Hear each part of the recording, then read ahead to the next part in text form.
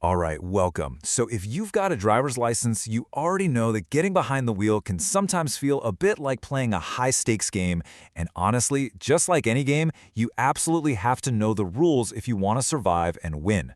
Today, we are completely decoding the Portuguese Highway Code, and we're putting a massive focus on road traffic administrative offenses.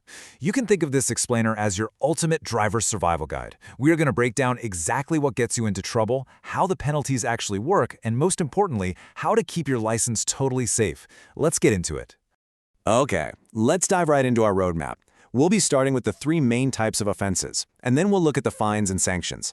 After that, we'll unpack the 12-point system, look at the real-world consequences of losing points, and finally, chart out your path to recovery. So, Section 1, the three offense types. Because before we even touch on losing points or getting a license suspended, we need to establish the baseline. We need to know exactly what constitutes an infraction out there on the road. Right at the foundation of all this is the legal definition of a road traffic administrative offense. Basically, the law says it's any unlawful and blameworthy act that violates the highway code. These rules are enforced by the National Road Safety Authority, or the ANSR as we usually call them, and they are always punishable by a fine. Now, the absolute key word here is blameworthy.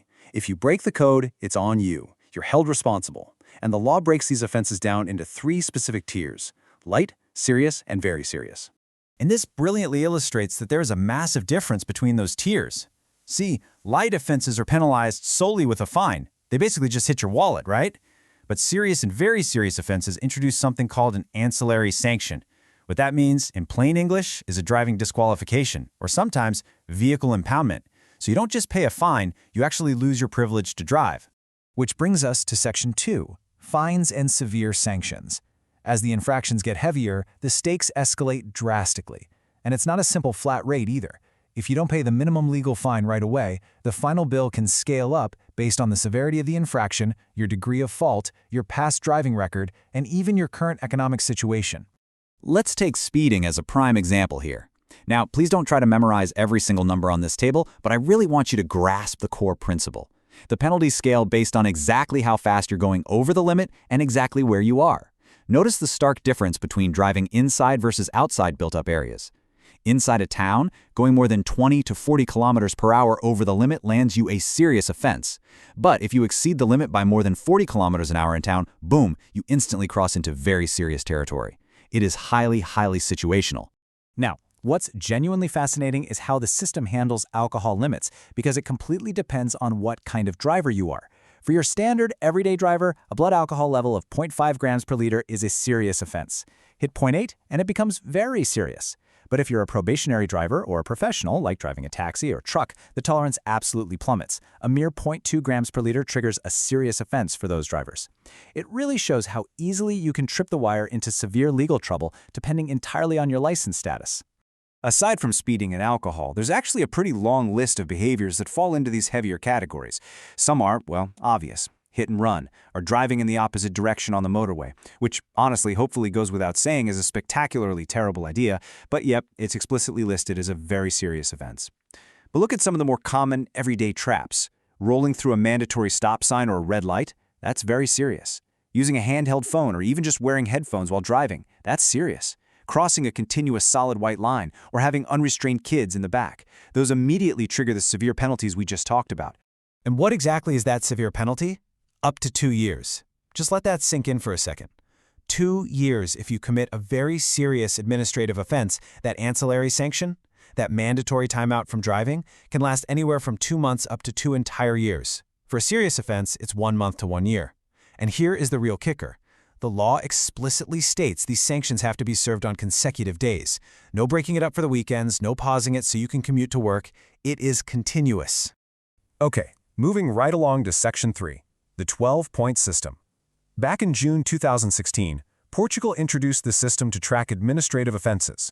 If we stick to our game analogy, think of this as your internal health bar or your driving score. So the absolutely crucial point here is that every single driver starts with exactly 12 points. Whether you've been driving safely for 30 years or 30 minutes, you start with 12. And here's something important to keep in mind. You don't get a new physical license to see this score. This point tracking is handled entirely behind the scenes by public services. There are no numbers printed on your physical plastic card at all. So how do you lose this health bar? Well, points get deducted based on the severity of the offense. As a general baseline, a serious offense deducts 2 points. A very serious offense drops 4 points. And a straight-up road traffic crime, that wipes out 6 points in one fell swoop. But there are exceptions. If your very serious offense involves alcohol, drugs, or speeding in a shared zone, you lose 5 points instead of 4.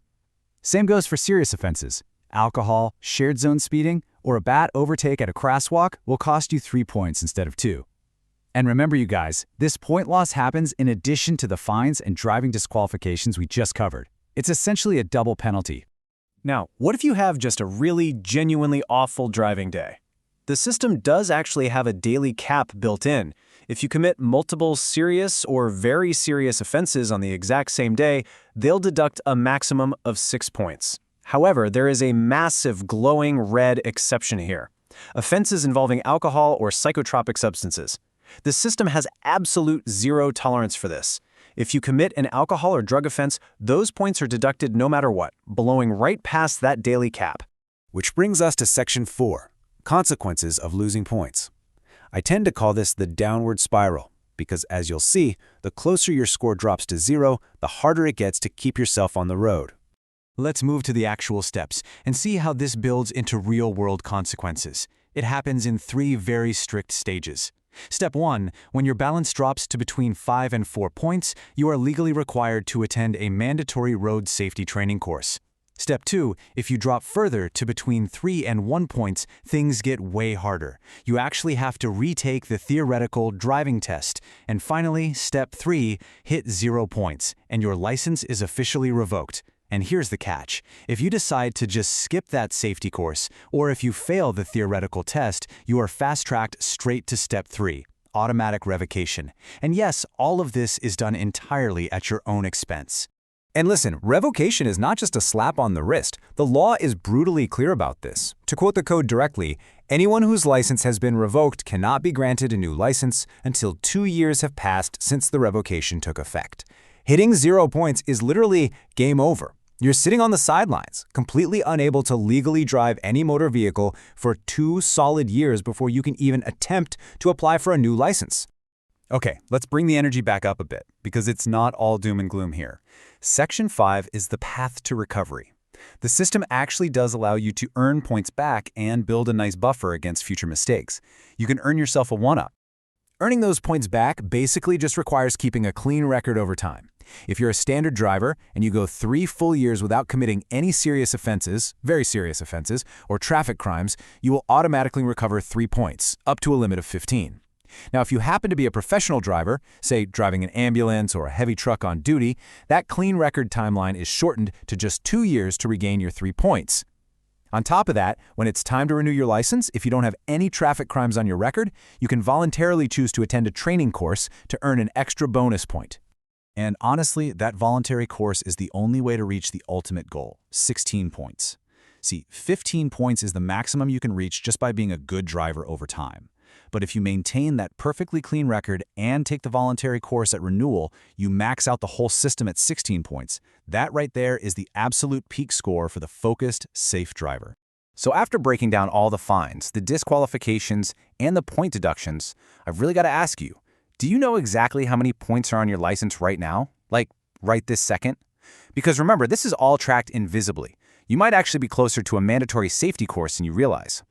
Seriously, don't leave it to chance. Your big actionable takeaway from this explainer is to go check your score. You can register today on the Portal das Contraordenações Rodoviárias, which is managed by the ANSR. They'll send you an access password and you can see exactly where you stand in the game. Keep driving safe, protect those points, and thank you so much for joining me for this explainer. See you next time.